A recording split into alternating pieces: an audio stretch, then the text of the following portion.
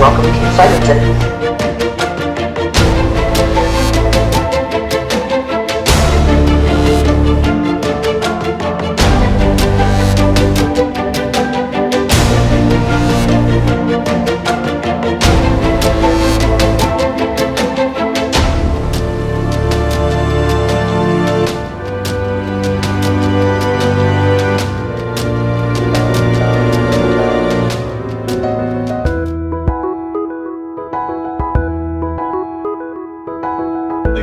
Just to describe as an overview of what you see out there, what we've created is some cutting-edge robot applications that replicate some of the real-life applications that we're involved with as we speak.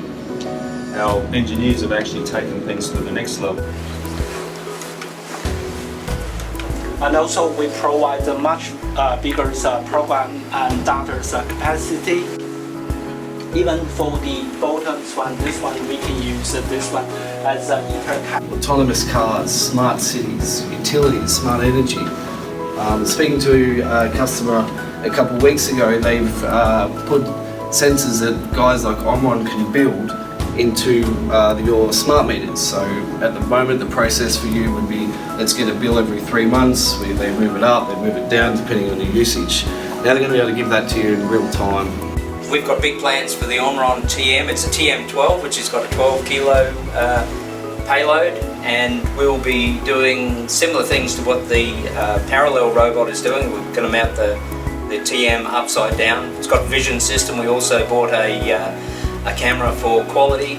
As a manufacturer, we've got to do things better in Australia. So our payback time for the TM is probably 3 months.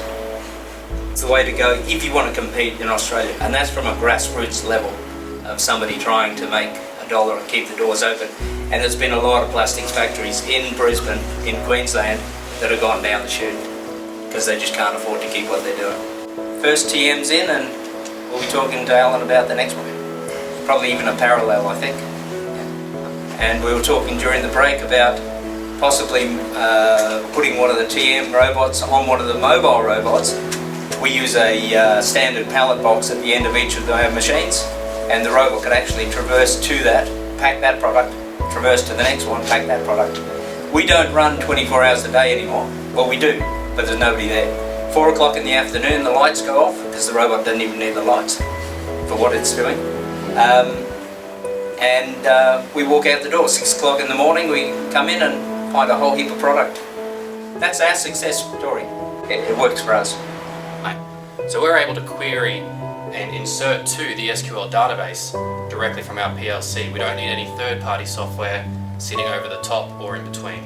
So, the plant that we did, so what is it? It's an animal food nutrition plant. Pac Technologies' batch and data management system has been designed to work alongside Hackweight's batch and blending plants.